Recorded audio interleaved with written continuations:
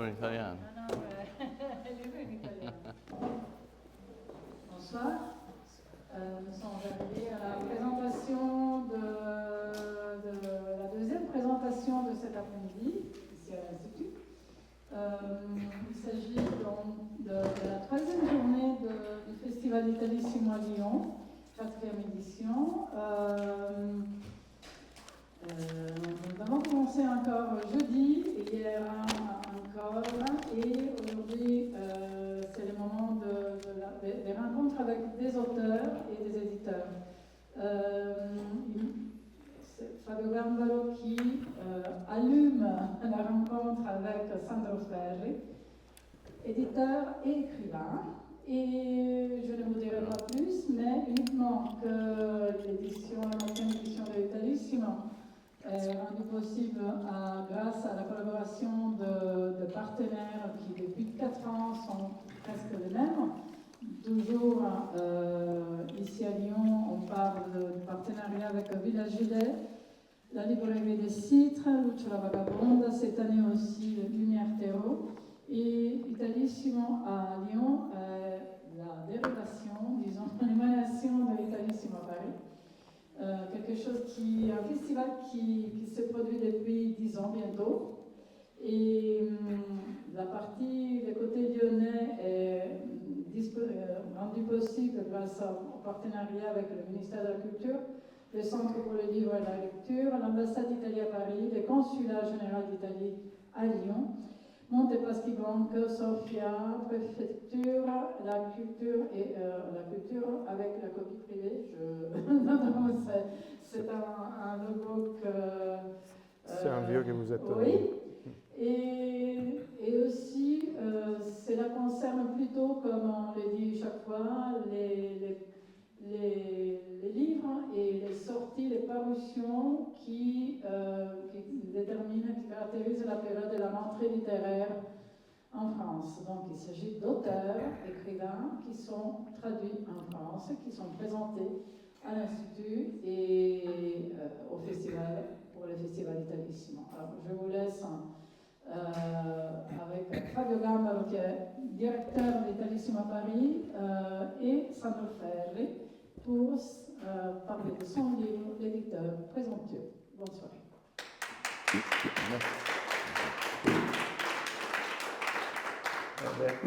Merci Anne et merci à vous tous d'être là avec nous pour cette rencontre avec Sandro Ferri. Je suis très heureux d'animer cette rencontre, avant tout parce que Sandro est un ami depuis 30 ans, on se les connaît depuis longtemps, mais ce n'est pas la raison. La raison c'est que en fait, j'ai un très grande estime pour son travail d'éditeur.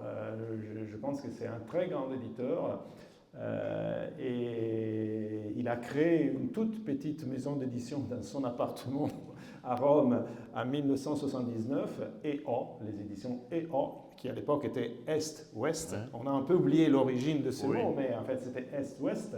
Parce que c'est une maison d'édition qui était née pour faire connaître un peu les éditeurs de l'Europe de l'Est à l'époque, un peu, pas seulement, mais faire un partie, il y avait ça. Et depuis, c'est devenu une grande maison d'édition, même si elle est toujours une maison d'édition indépendante, entièrement indépendante. C'est une maison d'édition qui a connu des très grands succès. Le plus connu de tous, peut-être partout dans le monde, c'est celui d'Elena Ferrante. Donc les éditeurs d'Elena Ferrante, c'est Sandro. Et Sandra, sa femme, sa compagne, et aussi deuxième âme de la maison d'édition. Et donc voilà, je pense que c'est vraiment très intéressant de discuter avec lui du travail de l'édition et surtout l'occasion nous est donnée par ce livre, L'éditeur présomptueux, l'éditeur de Presuntuoso dans la version italienne, qui vient de sortir chez Gallimard et traduit en français par Béatrice Robert-Boissier. Et c'est un livre où à la fois il raconte l'histoire de sa maison d'édition, de ses grands succès, de ce petit appartement où ils avaient les 2000 exemplaires du premier livre qui était, je me rappelle plus. C'est le livre le premier livre. Oui, le premier livre, c'est le livre de Hélène Carrère-Dancos. Carrère-Dancos, voilà. La mère d'Emmanuel Carrère. Voilà. Déjà, dès le début, vous avez un certain flair, quand même. Et donc, depuis cette aventure, donc c'est vraiment très... Donc, il raconte les différentes étapes, les différents moments, hein, même des moments un peu de difficulté de la maison d'édition, mais aussi les coups de génie, par exemple, d'ouvrir une maison d'édition aux États-Unis à un certain moment. Et en même temps, à côté des faits, disons, de l'histoire de la maison d'édition, il y a tout un tas de réflexions sur qu'est-ce que ça veut dire être éditeur, quels sont les défis, les qualités, qui sont les ennemis des éditeurs indépendants, etc. Donc, on va parler un peu de ça. Alors, avant toute chose, voilà, c'est le titre. Pourquoi un éditeur est présomptueux? Oui, j'ai écrit ce livre il y a 2 ou 3 ans. C'était un moment qui dure quand même, mais à l'époque c'était très fort, où était très forte cette tendance, cette idée qu'on pouvait ne pas avoir affaire avec les éditeurs. C'est-à-dire les auteurs pouvaient publier tout seuls. C'est un phénomène immense. L'auto-édition, par exemple, aux États-Unis, il y a 1 million de livres par an qui paraissent, qui sont auto-édités, c'est-à-dire les auteurs, ils se les publient tout seuls sans avoir recours à un éditeur. Et en grande partie grâce à Amazon, bien sûr, mais non seulement. Et bon, à part cet aspect de l'auto-édition, il y avait tout un mouvement qui a toujours de dire mais à quoi sert l'éditeur? C'est les auteurs qui comptent, c'est les auteurs qui sont les personnages importants dans l'histoire, et ceux qui en fait peuvent publier. Aujourd'hui avec Internet et tout ça, on peut publier tout seul plus facilement. Les technologies pour publier un livre sont plus faciles qu'il y a 20 ou 30 ans. Vous savez que l'édition est née comme par les typographes au XVIe siècle. Donc à l'époque c'était tellement important le fait d'imprimer, non? Maintenant c'est facile et c'est beaucoup plus facile. Donc à quoi sert un éditeur? Alors moi je voulais dire que dans ce livre, je voulais dire qu'au contraire, un éditeur sert beaucoup. Et qu'à mon avis, à mon humble avis, même si je suis présomptueux, et à mon humble avis, il n'y a pas de possibilité pour la littérature d'exister sans les éditeurs. Pourquoi? Et c'est ce que je cherche d'expliquer ici dans ce livre.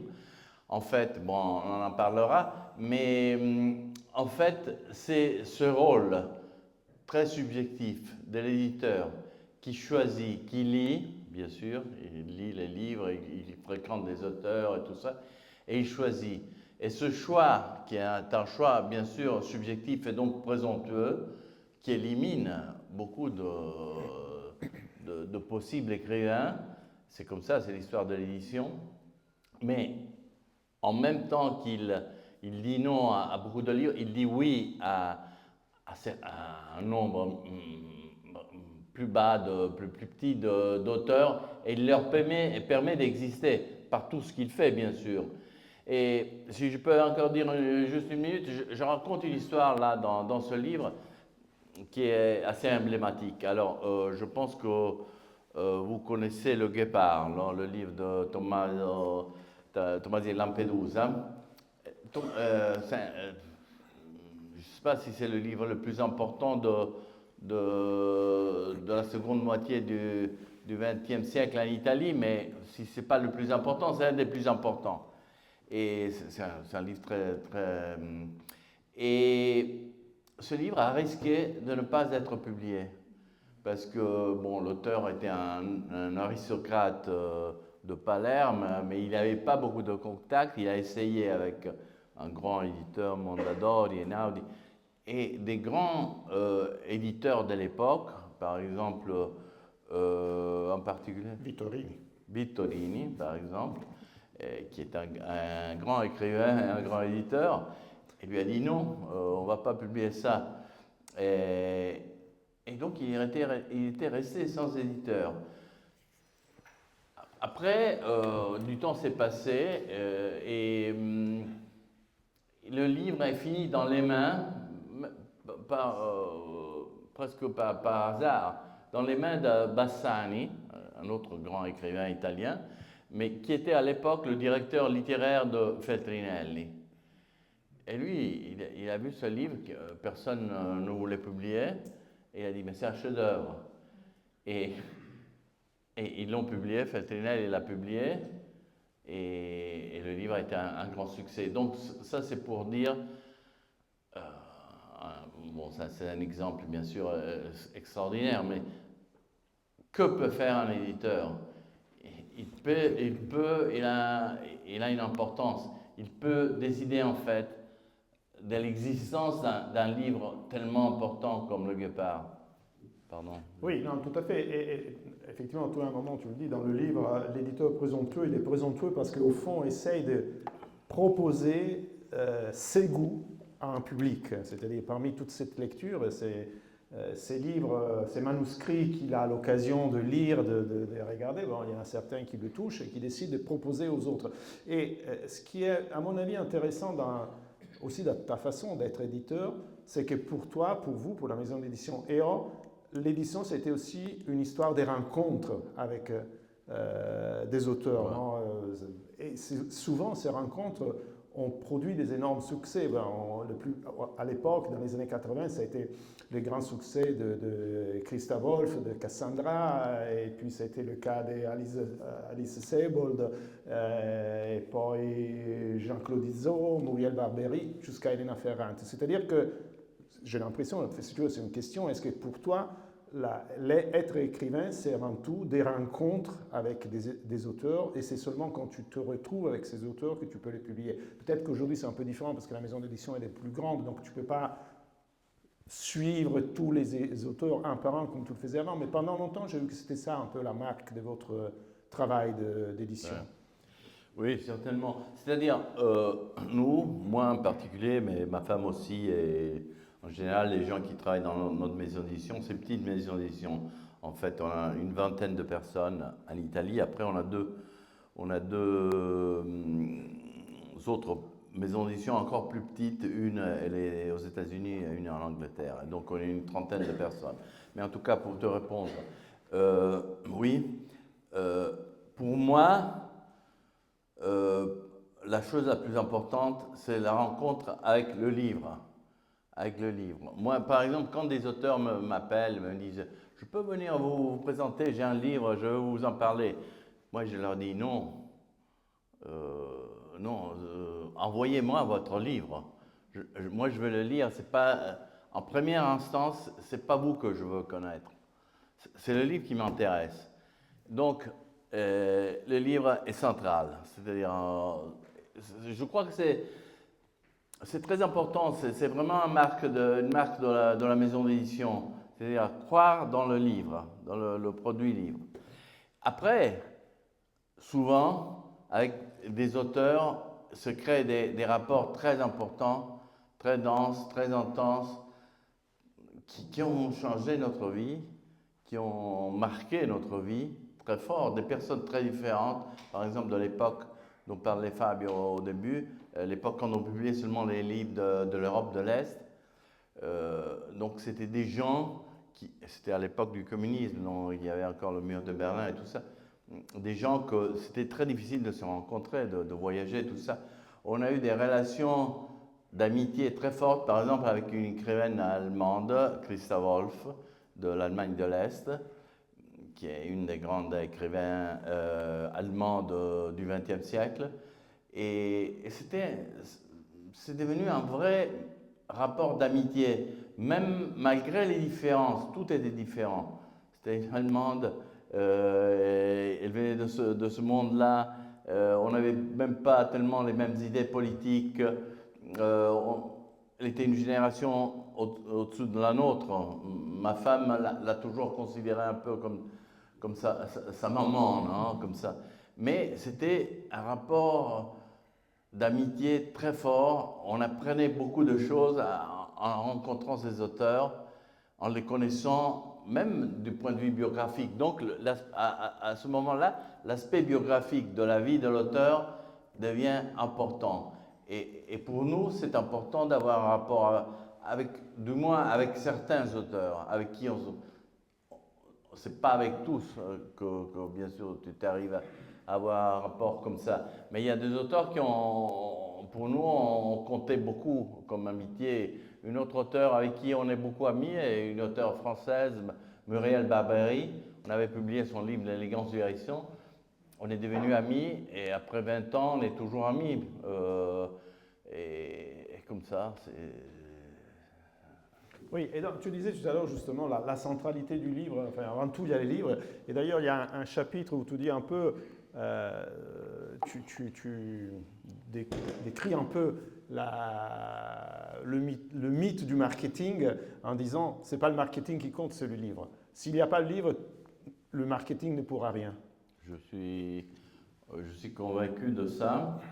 Je pense que non seulement c'est les livres qui comptent du point de vue littéraire, mais à mon avis, c'est les livres qui comptent même du point de vue, disons, commercial.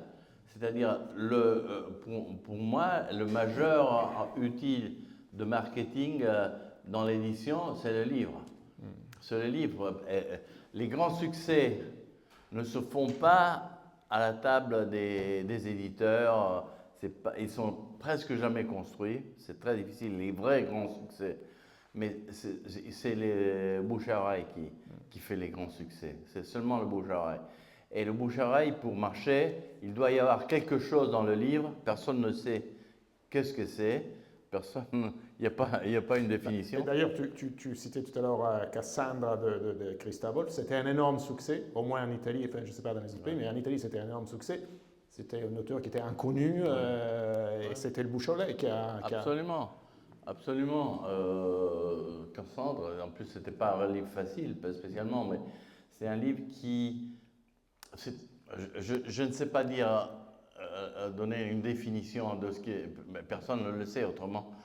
On n'aurait que des best-sellers, quoi. Exact.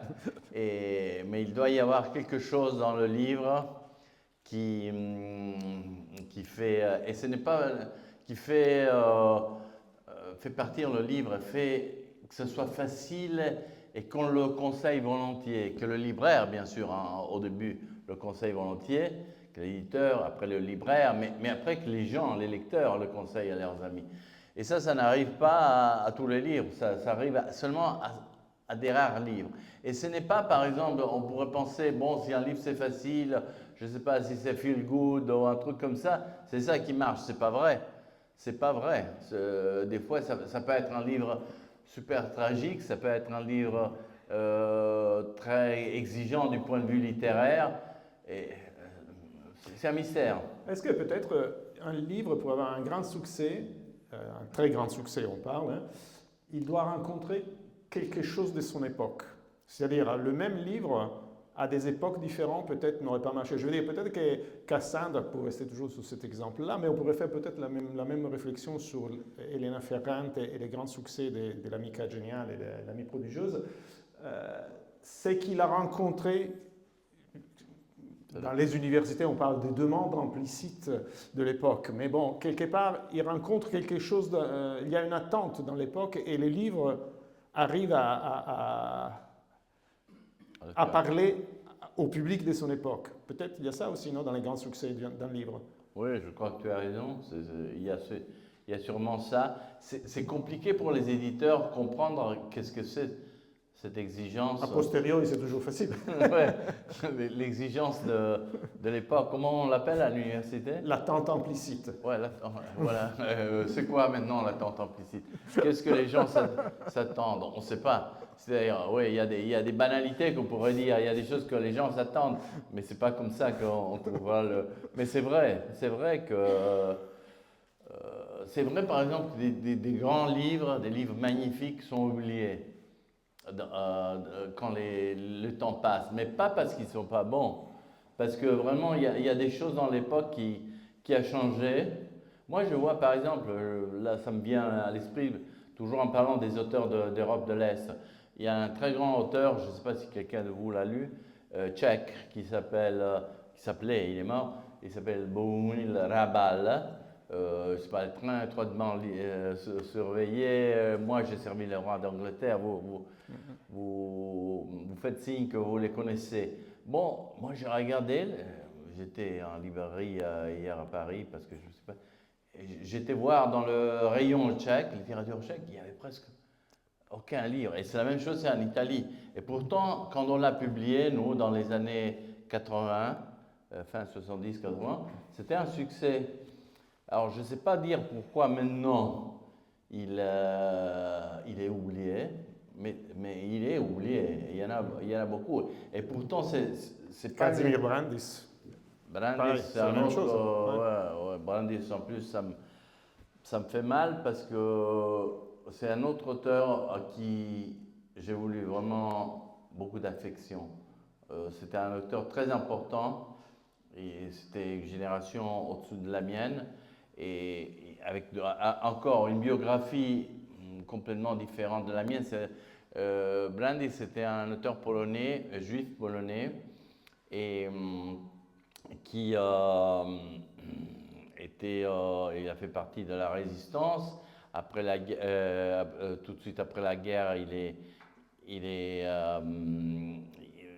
a participé avec le régime communiste à publier tout ça. Il a été même accusé pour ça, pour pas s'être opposé assez, non? Après, il est passé à l'opposition. Il a une histoire très riche, non? Il est passé à l'opposition et tout ça, avec Solidarność et tout ça. Mais lui, il a écrit un roman qui, à mon avis, c'est un chef-d'œuvre. Rondo. Rondo. Ouais, ça, c'est un vrai conseil de lecture. Si jamais vous voulez lire un livre magnifique, c'est Rondo de Casimir Brandis. Oui, Gallimard. Il a été publié par Gallimard en France il y a quelques années. Je sais pas s'il y a il faut le demander beaucoup en librairie parce que vous aurez des difficultés à le trouver parce que c'est comme ça. C'est pour justement ce que disait Fabio. Et c'est une histoire magnifique, je dis juste en deux mots, parce que l'histoire, à mon avis, c'est l'histoire d'un jeune homme qui fait partie de la résistance polonaise anti-nazie pendant la guerre. Et il est amoureux fou d'une actrice, mais l'actrice ne le regarde pas. Elle a d'autres ambitions, donc elle ne le suit pas. Et alors, lui, qu'est-ce qu'il fait? Il invente, parce qu'elle voudrait participer à la résistance, elle aussi. Mais lui, il a peur parce qu'il sait que c'est pas un jeu, non? On meurt. Et alors, il invente quand même un faux réseau de résistance pour elle, en lui donnant des missions. Mais c'est des missions fausses qu'il invente. En même temps, lui, il fait la vraie résistance. C'est un livre, peut-être, alors, tu parlais de l'heure du temps. Peut-être maintenant, je ne sais pas s'il y aurait peut-être des lectrices plus féministes, elles pourraient trouver ça une attitude un peu paternaliste, machiste, je ne sais pas. Mais parce qu'un type qui invente une chose comme ça, mais en tout cas, c'est super romantique. Et c'est vraiment une super histoire. Bon, on pourrait évidemment parler des plein de livres que tu as publiés, parce qu'effectivement, il y en a plein qui sont vraiment très très beaux. Mais pour revenir au travail de l'écrivain, de l'éditeur, tout à l'heure, on a dit donc c'est le livre qui compte par le marketing. Et il y a un chapitre dans lequel tu décris les ennemis de l'éditeur, non? Et tu parles justement de les gens du marketing, les banquiers, Amazon, les agents littéraires. Pourquoi tu n'aimes pas les agents littéraires alors que tu dois faire avec eux tout le temps, je pense? La France et l'Italie sont deux pays où, la France surtout, où il n'y a pas beaucoup d'agents littéraires. Dans le monde anglo-saxon, il n'existe pas un auteur qui n'a pas un agent littéraire. C'est impossible. Donc il y a des milliers d'agents littéraires. Nous avons une tradition différente, en France en particulier. Les éditeurs résistent beaucoup à garder le rapport direct avec les auteurs et donc à chercher de bloquer l'essor des agents littéraires. Un essor qui maintenant, quand même, dans les 10 dernières années, ici en France aussi, il a eu lieu, non? Donc les agents... Italie aussi beaucoup. En Italie aussi beaucoup. En Italie aussi beaucoup, ils sont très importants. Maintenant, la plupart des auteurs italiens ont un agent. Alors, moi, ce que je dis, un agent, ça peut être utile. si son métier est celui de connaître bien l'auteur qu'il représente, de connaître bien les éditeurs et donc choisir l'éditeur juste pour cet auteur. Et ça veut dire, par exemple, ne pas regarder seulement à la somme d'argent que l'auditeur va offrir, parce que c'est très possible qu'il y ait un éditeur qui offre beaucoup plus pour un livre d'un auteur et qui ne serait pas le meilleur éditeur pour cet auteur, parce que ce n'est pas seulement une question d'argent, c'est important l'argent, mais c'est une question de combien d'affinité, c'est une question de passion, c'est une question de style de la maison d'édition, de quel genre de livre tu publies, et tout ça. Si tu donnes un livre qui n'est pas dans la ligne de la maison d'édition, tu fais un mauvais service. Alors malheureusement, beaucoup d'agents, pas tous, mais beaucoup d'agents, ils ne font pas ce type de travail qu'ils devraient faire, qui serait important. C'est-à-dire vraiment de trouver le juste mariage et de représenter, parce que c'est juste que c'est difficile. Bon, on parlait avant des rapports entre auteurs et éditeurs, non? Et c'est des rapports difficiles, très intenses, très beaux, mais aussi difficiles. Un des problèmes, c'est l'argent souvent, parce que souvent les auteurs n'ont pas assez d'argent et le marché ne produit pas assez d'argent pour les rémunérer de façon juste. Et donc il y a un problème sur ça. Et l'agence littéraire peut être utile parce qu'elle peut expliquer mieux à l'auteur, non? Que l'éditeur n'est pas en train d'en profiter, non? Mais malheureusement, il y a seulement certains agents qui travaillent comme ça. Beaucoup d'agents, malheureusement, ils travaillent de cette façon. Ils reçoivent les manuscrits, ils ont beaucoup d'auteurs à représenter. Pour eux aussi, il y a un problème d'argent, donc ils doivent avoir beaucoup Ils sont payés au pourcentage. Exact. Et donc, ils sont payés au pourcentage.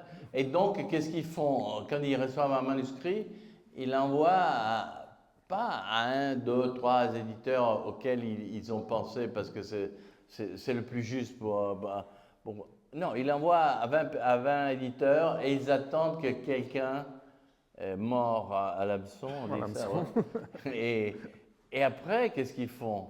Alors, il y en a un qui le lit, il a envoyé 20 exemplaires, il y en a un seul qui le lit, il dit, bon, ouais, j'aime bien ce livre, je vous offre tant et tant. Alors lui, qu'est-ce qu'il fait l'agent?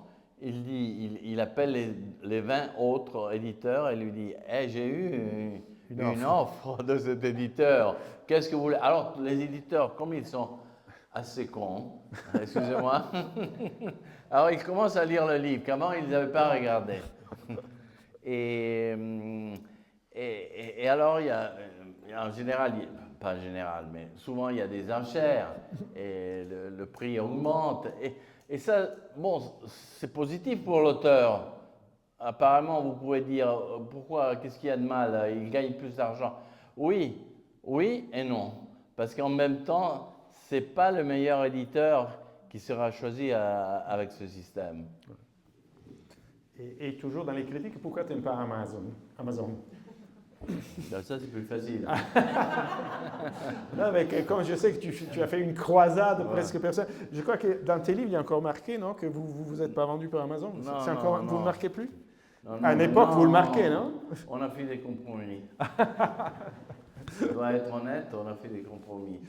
Mais il faut dire qu'Amazon, même si c'est un géant, et bien sûr, il ne tient pas compte de notre opposition qui était très forte quand même. Hein. Oui, pendant un moment, vous avez vraiment fait une bataille contre... Oui, parce qu'on avait aussi beaucoup de libraires de notre côté.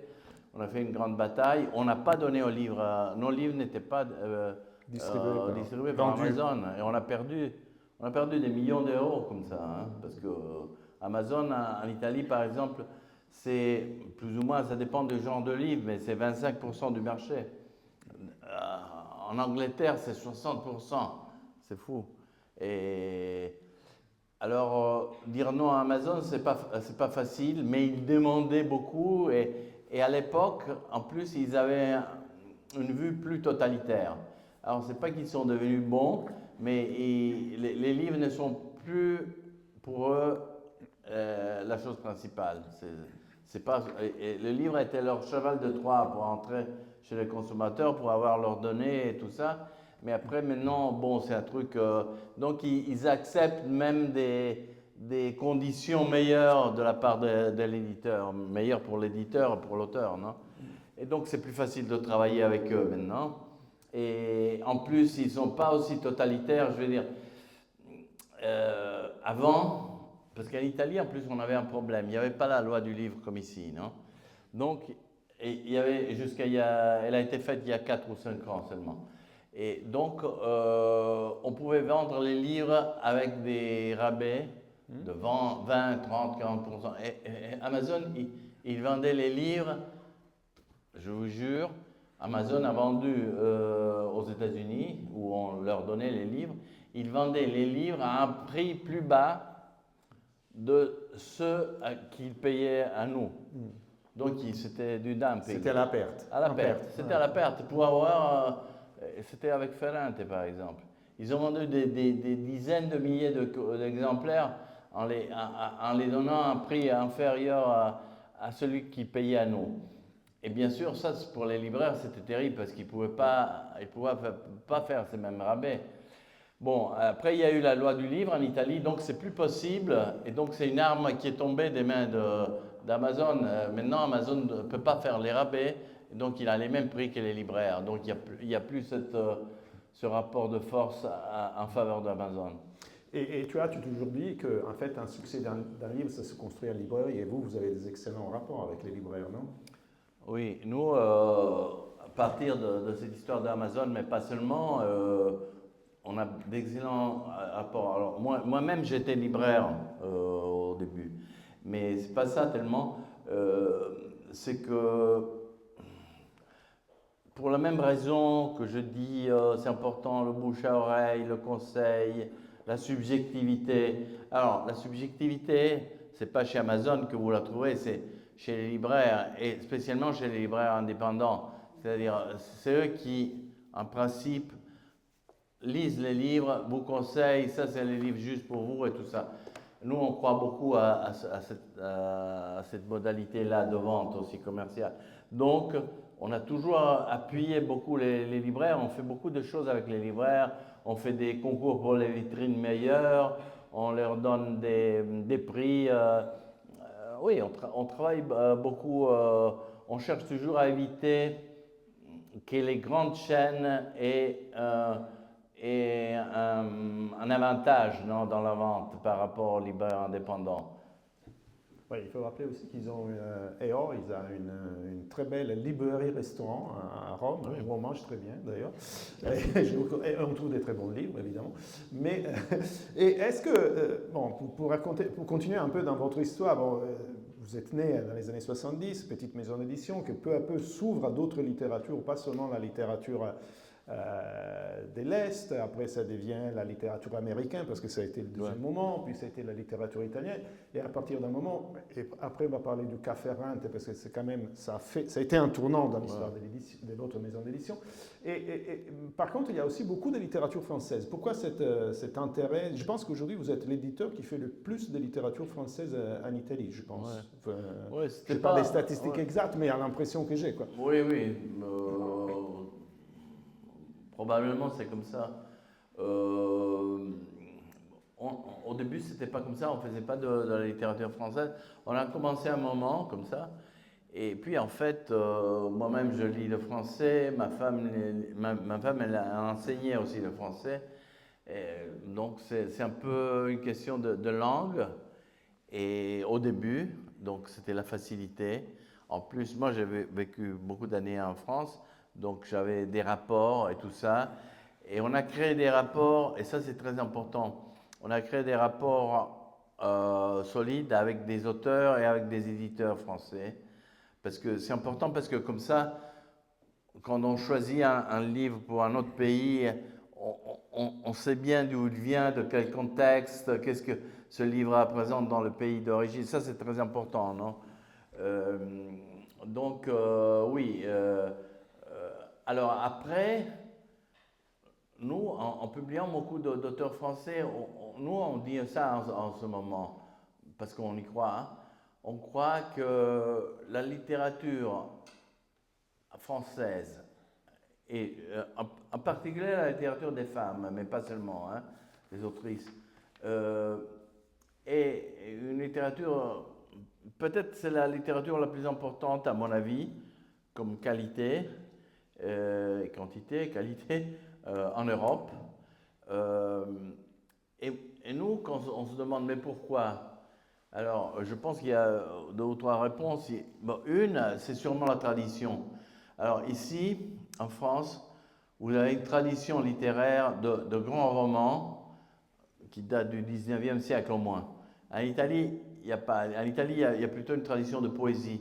L'Italie, c'est plutôt un pays de poésie que Dante e Petrarca. Dante et Petrarca, oui. Mais le premier grand romancier, il faut arriver à Manzoni, mais ouais, mais c'est pas Victor Hugo, c'est pas Dumas, c'est pas Balzac. Bon, c'est un grand auteur, mais c'est pas ça. Mais il y en a un en fait. Ouais. Et donc il n'y a pas de tradition. Et dans la littérature féminine, encore plus.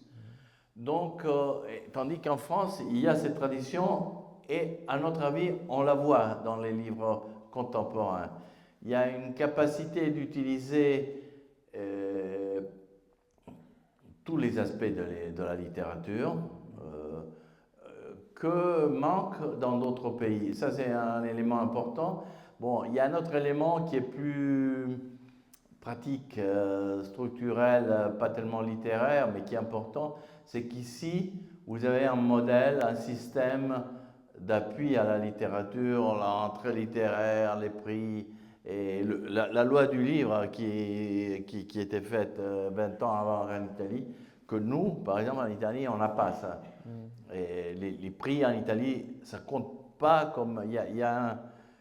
Oui, il y a 2 prix qui comptent un peu, mais c'est pas comme ici, pas du tout. Il n'y a pas une rentrée littéraire, pas comme ici.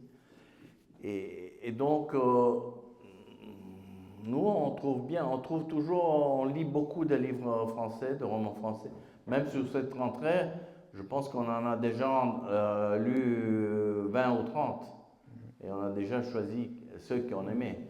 Oui, et d'ailleurs, peut-être qu'un des moments de tournant aussi de la maison d'édition, c'était les grands succès des Muriel Barbery, non L'élégance du hérisson, que je pense qu'il a vendu 1 million d'exemplaires oui. En Italie. Et aussi aux États-Unis. Et voilà. Et après aux États-Unis. Et je voudrais venir à ça, parce qu'à un moment, Sandro Fer et Sandro, la maison EO, a décidé d'ouvrir une maison d'édition aux États-Unis. Et ça, c'est très courageux, parce que personne ne faisait ça. On ne va pas sur le marché des grands. Et vous, pourquoi vous avez décidé et comment vous vous êtes pris pour ouvrir cette maison d'édition que je pense elle a un bon succès, maintenant elle marche bien et c'est quand même un élément important maintenant dans votre, disons, stratégie éditoriale au sens large. Oui, ça fait 20 ans, on a ouvert en 2005, donc ça fait 20 ans, l'année prochaine ça sera 20 ans, donc c'est pas mal. Quand on est arrivé aux États-Unis, il y avait cette formule qu'on disait aux États-Unis, c'est le 3%, c'est-à-dire de tous les livres publiés aux États-Unis, seulement 3% étaient des livres traduits d'autres langues. Et donc c'était très peu. En France, en Italie, je ne connais pas les données exactes. En Italie, c'est 20%, mais en France aussi, je pense. La part des livres traduits dans la production générale. Non? Donc c'était très fermé. C'était seulement 3%. Et ça avait des raisons structurelles. Par exemple, dans les maisons d'édition aux États-Unis, il n'y avait pas de gens qui savaient lire le français ou l'italien ou l'allemand. Il n'y en avait pas. C'était comme ça. Et en plus, il y a un autre élément. C'est vrai que c'est un pays, vous avez ça aussi en France un peu, mais aux États-Unis, c'est encore plus. C'est un pays d'immigration, les États-Unis. Donc, c'est vrai qu'il y a beaucoup de mini-univers de tout le monde qui écrivent en anglais. Il y a des écrivains, je ne sais pas, de tous les pays du monde qui sont arrivés il y a quelques années aux États-Unis et maintenant ils écrivent en anglais. Donc ils pensaient pouvoir faire sans les traductions. Mais nous, on est arrivés, on a dit non, on n'est pas convaincus de ça. Et on ne pense pas que c'est le public, c'est un problème de public. C'est pas que le public américain est fermé. On connaissait un peu, ma mère est américaine, donc je connais un peu les États-Unis. Je ne pensais pas que c'était un public fermé, c'était un refus de la part du public. C'est qu'il n'y avait pas d'offre. Exact. C'était les maisons d'édition, les commerciaux en particulier, qui bloquaient, parce qu'en plus il y avait le coût de traduction. Ouais. Et donc, on a fait ça à contre-courant, mais on y croyait. Et bon, ça a assez marché en fait. Et il faut dire qu'on a trouvé deux bons alliés.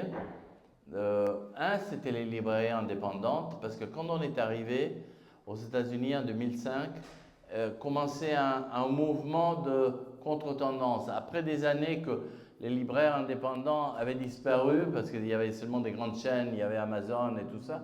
Ils ont commencé à renaître et ils sont assez forts. Hein. Les librairies indépendantes américaines, c'est des très belles librairies et assez solides, même financièrement. Et ils nous ont aidés parce que ces libraires ont souvent soutenu des livres en traduction. Et l'autre élément aussi, c'était une surprise un peu, c'était quand même la critique littéraire. C'est-à-dire par rapport à l'Italie, je ne connais pas assez la France pour dire ça, par rapport à l'Italie, la critique littéraire américaine est plus sérieuse. Et on a rencontré pas mal de gens, excuse-moi Fabio, c'était une exception. Il y avait pas mal de gens qui lisaient les livres dont il faisait des critiques. Je te jure que je l'ai lu. Hein. Non, mais sur les succès américains, après, bon, on a dit tout à l'heure, effectivement, Muriel Barbery, c'était un moment là, et après, il y a eu l'énorme succès d'Elena Ferrante. Ça aussi, ça vous a aidé beaucoup aux États-Unis et partout dans le monde. Ouais. Alors, qu'est-ce que ça veut dire d'être l'éditeur d'Elena Ferrante? Parce que c'est un travail à temps plein, je pense. Oui. C'est une maison d'édition dans la maison d'édition. Oui, exactement. Ma femme, pratiquement, elle a travaillé pendant 20 ans, pas seulement sur Elena Ferrante, mais beaucoup sur Elena Ferrante. En plus, souvent on dit c'était un grand succès, mais en fait, ce succès, il a été construit peu à peu. Le premier livre d'Elena Ferrante, il a plus de 20 ans, il a 30 ans. Ouais. Et donc, c'était L'amour insolent. Donc, ça se fait un peu à la fois. Et on a beaucoup travaillé sur ça. Ma femme en particulier, oui, parce qu'elle, dans les dernières années, les années de grand succès, c'était un rapport quotidien avec cet auteur.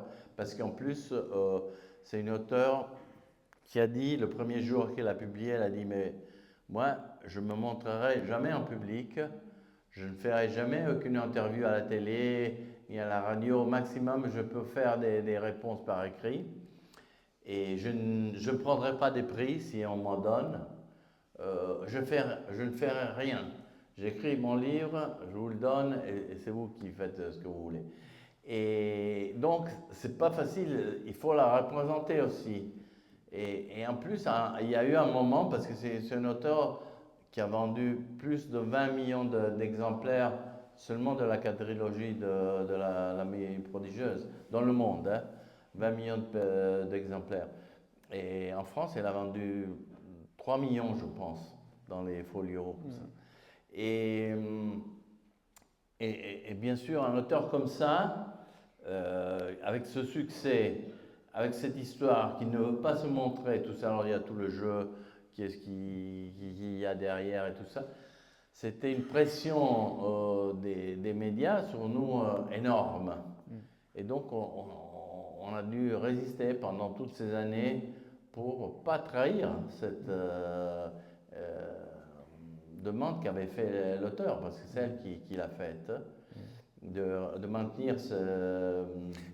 Et l'auteur n'a jamais eu de doute sur cette ligne à un moment? Parce que moi, je me suis toujours dit, c'est facile de décider d'être anonyme quand on est personne. Enfin, le premier livre, personne ne te connaît, tu peux faire ce que tu veux. Mais après, quand tu deviens une telle star, parce que c'est une star, Elena Ferrante, même si personne ne l'a jamais vue, ou vous, enfin, je ne sais pas si c'est un, après, c'est difficile de renoncer à tous ces grands succès. C'est-à-dire que si aujourd'hui, l'auteur se révélait en disant « c'est moi, Elena Ferrante », il serait invité partout dans le monde, et pendant 5 ans, il serait en voyage dans tous les pays du monde, accueilli comme un prince ou une princesse, je ne sais pas. Et c'est pour ça que des fois je me demande, est-ce qu'elle elle ou il n'a pas eu un moment de doute là-dessus? Mais, tu as donné toi-même la réponse. Et qu'est-ce qu'elle ferait si elle avait accepté de se révéler un moment? Elle deviendrait une star, elle voyagerait tout le temps, elle n'écrirait plus. Elle n'écrirait plus, et surtout elle n'écrirait plus de cette façon. Parce que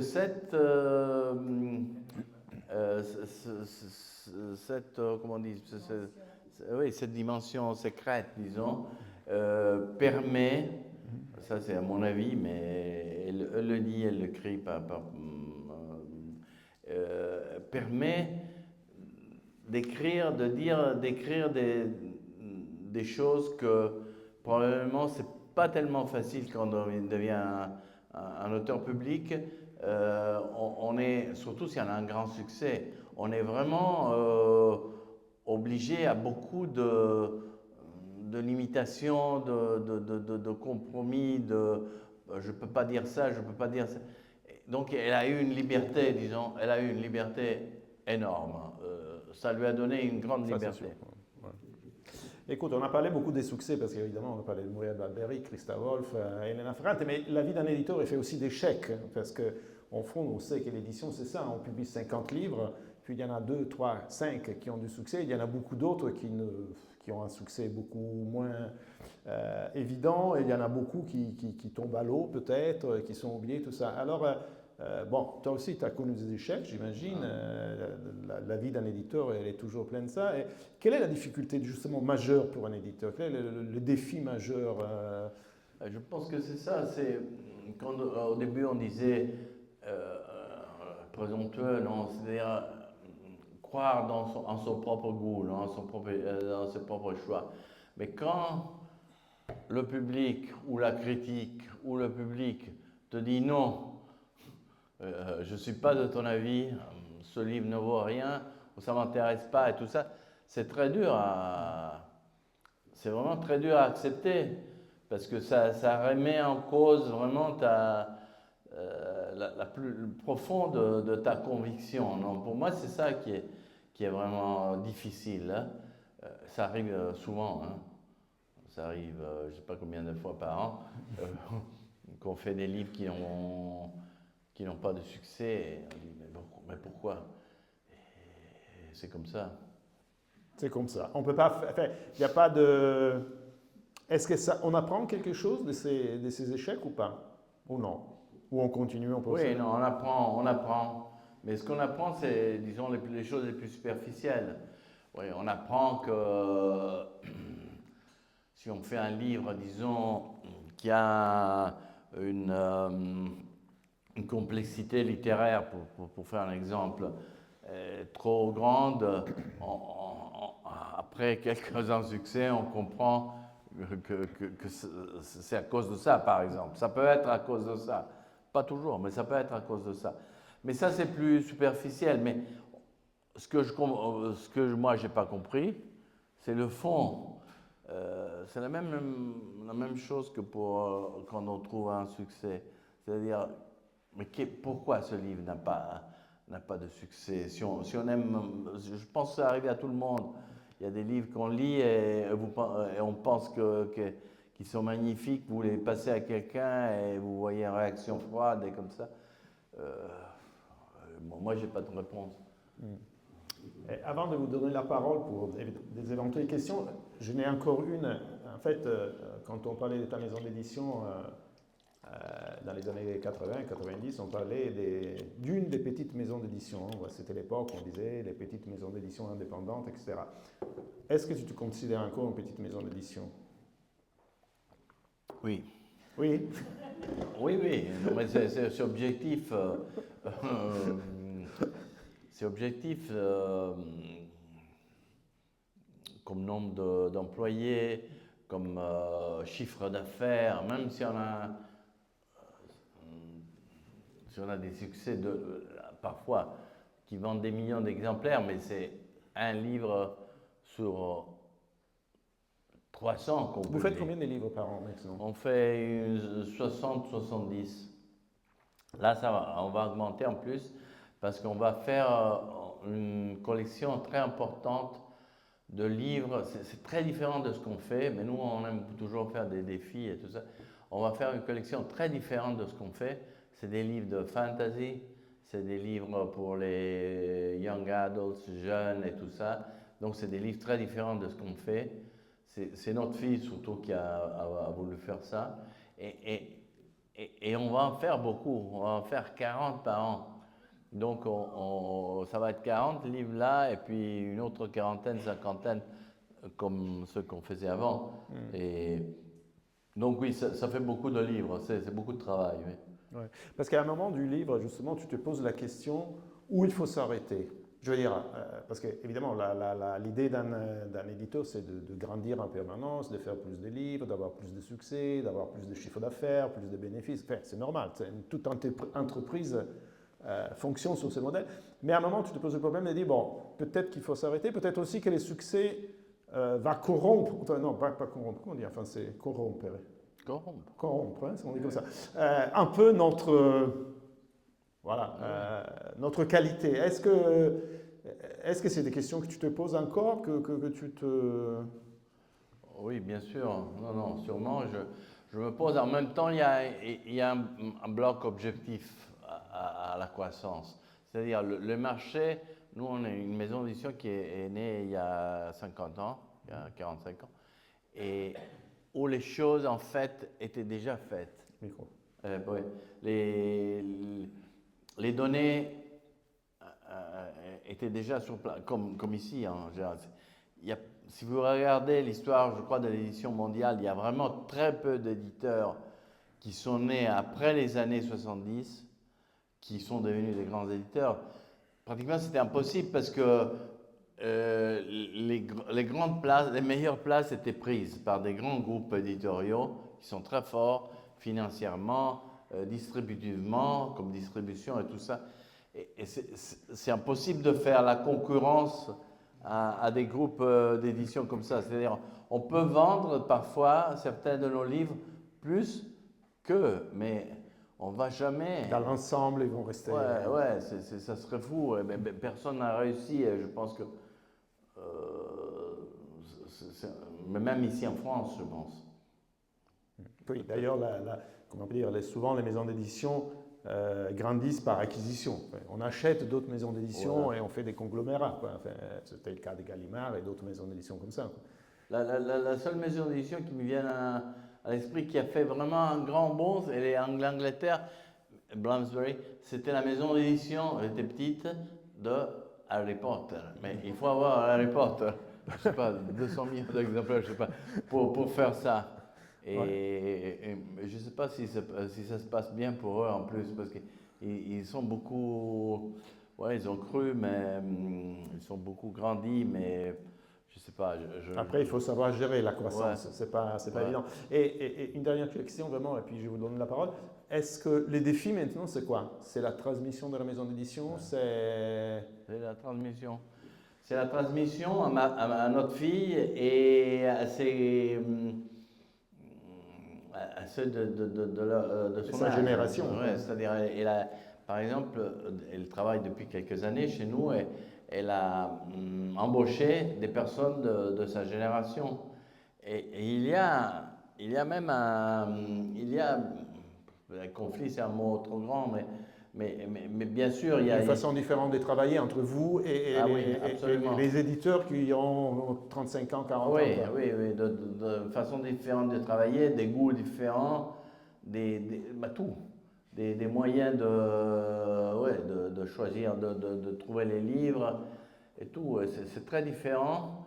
Et par exemple, si je peux, juste cette petite maison d'édition qu'on va faire dans notre maison d'édition, celle qui fait des fantasy et tout ça. Alors, moi, quand j'ai su comment eux, ils choisissaient les livres, parce que c'est 2 éditeurs qu'on a pris, mais qui commencent avec nous, mais avant, ils travaillaient chez un grand éditeur, faisant ce genre de livres. Moi, j'étais comme ça, complètement étonné. Pourquoi Alors, ils les choisissent comment? Ils choisissent, ils lisent seulement après, pas toujours. Mais qu'est-ce qu'ils font? Ils sont en contact avec des centaines, sinon des milliers de personnes dans les chats qui lisent ces livres de ce genre, non? Dans les livres de fantasy, et qui sont des lecteurs monstrueux. C'est des gens des jeunes en général, mais qui lisent beaucoup plus que nous. Ils lisent 100, 200 livres, et ils les lisent très à l'avance. Ils savent tout de la vie de ces auteurs et tout ça. Et donc, eux, qu'est-ce qu'ils font? Ils font l'antenne de ces gens-là. Donc, c'est une façon complètement différente de publier. D'accord. Est-ce que vous avez des questions, des curiosités, des remarques? On a encore peut-être quelques minutes. Vous avez parlé des succès et des échecs. Dans le cas d'un échec, est-ce que vous gardez votre confiance à l'auteur en disant mais finalement peut-être ça va finir par marcher? Vous avez dit vous-même que pour Elena Ferrand ça s'est fait sur une longue durée. Alors, c'est une très belle question, très douloureuse. Je ne sais pas si je peux être complètement sincère, mais je vais chercher de l'être un peu. Alors, disons que on cherche de résister le plus possible. C'est-à-dire, si on publie un auteur, le premier livre ne marche pas, le deuxième livre ne marche pas, le troisième livre ne marche pas. Quand on arrive au 5e ou au 6e livre, ça veut dire des pertes financières importantes. Mais ce n'est pas seulement ça. C'est pas seulement ça. Ça remet en question ce qu'on disait avant. Ça remet en question le fait, je sais pas, peut-être c'est un mauvais choix, je sais pas, peut-être c'est le public qui a raison. C'est pas un livre pour notre maison d'édition. Exact, peut-être. Et ça, malheureusement, ça arrive souvent. Hein. Ça arrive souvent. Donc, souvent, on est pris à ce truc. On voudrait garder la fidélité à l'auteur. Et c'est très douloureux, mais on cherche de le faire le plus possible. Alors, je leur dis, écoute, je veux bien continuer, je vais te payer un peu moins. Hein. Peut-être une deuxième question. Est-ce que vous avez été approché pour rejoindre un grand groupe? C'est-à-dire, est-ce qu'on vous a fait des propositions de vous racheter? Oui, parce que, comme disait Fabio Réamalama, la croissance des grands groupes se fait comme ça, par l'acquisition d'éditeurs plus petits et indépendants. Donc nous, on a eu beaucoup de grandes éditions qui nous ont demandé, mais on n'a jamais vraiment voulu. On n'a jamais vraiment voulu. Et puis, même quand il y a eu des moments, dans le livre, je le raconte aussi, on a eu des moments financièrement très difficiles, donc on était tenté des fois. Là, c'était plus facile de tomber dans cette tentation. Mais quand on s'est mis à la table de négociation avec ces gens-là, moi, j'ai pas aimé. J'ai dit non, je m'en vais. Je préfère être seul et pauvre. C'est autre chose. C'est pas qu'ils sont le mal ou quoi que ce soit, mais c'est autre chose.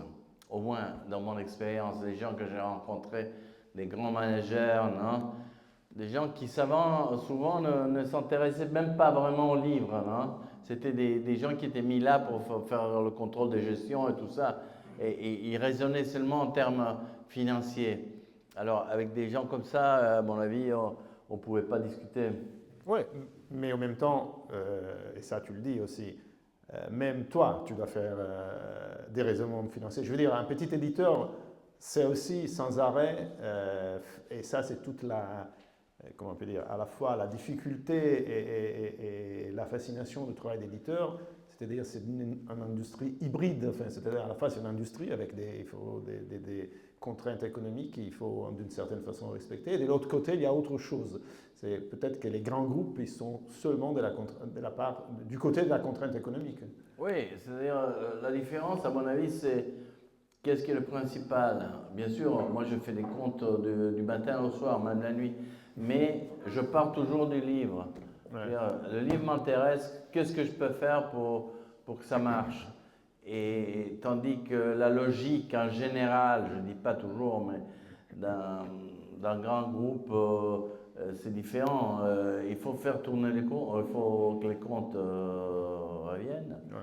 Et donc, après, les livres, ils sont choisis en fonction de ça et tout ça. Et est-ce que tu as eu des offres aussi de l'étranger ou c'était seulement des Italiens qui t'ont fait des offres de rachat? Non, aussi de l'étranger, parce que le fait qu'on soit le seul éditeur indépendant au monde pratiquement qui est présent aussi dans le marché de langue anglaise, ça a intéressé ça, même à des éditeurs qui n'étaient pas italiens. D'autres questions? D'autres remarques? Prego. En Italie, je peux avoir une idée, vous publiez combien de titres par an? Et une soixantaine environ, 60, 70, plus ou moins. Prego. Vous avez expliqué pourquoi vous êtes allé aux États-Unis, mais pourquoi vous êtes allé en Grande-Bretagne? Alors, en faisant des livres en anglais, c'était assez spontané de vouloir les vendre partout, parce qu'en plus, les livres, nous, on a une maison d'édition aux États-Unis, en Angleterre, mais en fait, les livres en anglais, on les vend même en Chine, partout, parce que il y a des pays en Europe, l'Hollande et l'Allemagne, où c'est devenu un problème sérieux pour les éditeurs allemands. Par exemple, s'ils achètent les droits d'un auteur américain ou anglais, l'éditeur hollandais, il veut avoir tout de suite la traduction. Il veut pas, parce qu'il risque que la vente des livres en anglais dans son pays lui élimine tout son marché. Parce qu'il y a beaucoup de gens qui lisent directement en anglais. Donc oui, alors pourquoi on était en Angleterre? Alors, on avait les livres américains et on a commencé à les exporter en Grande-Bretagne, ce que font d'autres éditeurs américains, même des grands éditeurs. Ils publient leurs livres aussi en Angleterre. Et en Angleterre, c'était plus difficile qu'aux États-Unis. C'était plus difficile, c'était plus fermé que les États-Unis. Mais on a tenu le coup, et c'est une petite maison d'édition. C'est notre fille qui la dirige maintenant. Il y a seulement 5 personnes qui travaillent là. Oui, et puis pour ajouter peut-être, on ne l'a pas dit tout à l'heure, l'expansionnisme des éditions EO dans le monde, il y a aussi une tentative de faire une maison d'édition en arabe à un moment. Et puis ça n'a pas trop marché, non? Ça, c'est très difficile. J'ai essayé. L'arabe, c'est une autre langue avec une grande diffusion. Mais j'ai essayé, mais c'était pratiquement impossible. Il n'y a pas de distribution commune pour tous les pays de langue arabe, ça n'existe pas. Et la plupart des éditeurs arabes, soit les Maghrébins, soit ceux d'Irak ou d'Égypte, et quand ils veulent exporter un livre de leur pays dans un autre pays arabe, et ils vont aux foires. Donc c'est seulement dans les foires, ils partent avec tous leurs livres et ils les vendent dans les foires. Il y a les foires dans tous les pays arabes et ils les vendent là. Mais il n'y a pas un distributeur comme ici qui diffuse les livres dans tout le monde arabe. Donc c'était impossible. Il y a plein de problèmes politiques, problèmes religieux, donc ça ne passe pas facilement les frontières. C'était très, très difficile. Donc à un moment, on a renoncé. Ouais. Une dernière question et puis on s'arrête peut-être. Hein. Il y en a même deux. Alors. Bonjour, merci beaucoup pour votre présentation. Moi, j'avais une curiosité par rapport à la traduction, vous avez parlé du lien privilégié avec certaines autrices, certains auteurs. Est-ce que vous en avez tissé avec des traductrices, des traducteurs littéraires? Est-ce que vous recevez aussi des propositions de jeunes, de la relève de traducteurs, traductrices littéraires? Est-ce que vous les prenez en considération? Oui, alors chez nous, le traducteur, il est central parce que, je dis, on publie 60 livres par an, 40 ou 50 sont des traductions. Donc, c'est vital. Pour nous, la traduction, c'est vital. Le rapport avec les traducteurs, c'est très important. Alors, par exemple, nous, on a un traducteur, je dis parce que lui, c'est l'exemple le plus fulgide, je sais pas, et qui traduit du français. Il s'appelle Alberto Bracci, et qui traduit seulement pour nous. Il traduit tout le temps. C'est-à-dire, lui, Il est salarié de la maison d'édition, je crois, non? Exact. Il n'est pas vraiment embauché, mais il a un revenu complet. Et il est en plus, il est vraiment extraordinaire. Il est très bon avec beaucoup de registres différents. Il peut traduire des polars, des livres littéraires, il peut traduire tout très bien. Et en plus, il est très rapide. L'idéal pour un éditeur. Il y avait une autre question là-bas au fond, et puis peut-être on s'arrête. Oui, en fait, j'avais une petite question qui m'est, disons, une curiosité personnelle, parce qu'il y a ce livre que vous avez publié qui s'appelle Piccola Osteria senza parole de Massimo Cuomo. Et c'est un livre pour lequel j'ai beaucoup d'affection et je me dis, j'aimerais bien le conseiller à tout le monde, même en France, surtout en France, pour, disons, offrir une autre image de l'Italie, si vous voulez, si on peut dire ça. Et je me dis, pourquoi un livre de ce type, qui est très sympathique, qui est très intelligent, qui raconte un coin de l'Italie qui est peut-être pas si connu, pourquoi il ne passe pas au trad, pourquoi il n'attire pas l'attention du lecteur français, de l'éditeur français? Après, je ne connais pas bien les liens, mais voilà. Je partage votre admiration pour ce livre. Moi aussi, j'aime beaucoup. Je trouve que c'est un petit joyau. Mais malheureusement, il y a seulement une petite part des livres qui sont publiés en italien qui sont traduits en français ou dans d'autres langues. Et nous, il y a une personne dans la maison d'édition qui s'appelle Foreign Rights, avec le nom en anglais, mais c'est... Ufficio diritti. Ufficio diritti. En France, d'ailleurs, vous avez des Foreign Rights qui sont très bien. Moi, je travaille beaucoup avec elles parce que, en achetant les livres français, non? Ils sont très organisés. Encore une fois, ici, votre système, votre État a quand même un système pour appuyer le travail de ces personnes. Par exemple, ils organisent à l'ambassade des rencontres avec les éditeurs italiens. Ça, nous, on n'a pas ça. Et alors, dans ce cas-là, nous, on a essayé, quand nous, on publie des livres, et il y a cette personne qui va aux foires, Francfort, Londres, partout dans le monde, et cherche à vendre les droits à l'étranger. Ça n'a pas marché avec ce livre-là, je ne sais pas pourquoi. Peut-être, comme vous l'aimez beaucoup, vous pouvez le conseiller et ce serait magnifique. Voilà, je pense qu'on arrive au terme de cette rencontre. Je pense qu'il n'y a pas d'autres questions. Donc, je remercie Sandro Ferri. Je vous invite à lire ces réflexions d'éditeur parce que c'est vraiment très intéressant. Et donc, voilà, merci beaucoup Sandro et merci à vous de votre attention. Et on va suivre avec une rencontre avec Maria Grazia Calandroni. Merci beaucoup. Non, merci beaucoup à vous tous pour l'attention, à Fabio et à l'Institut culturel. Merci.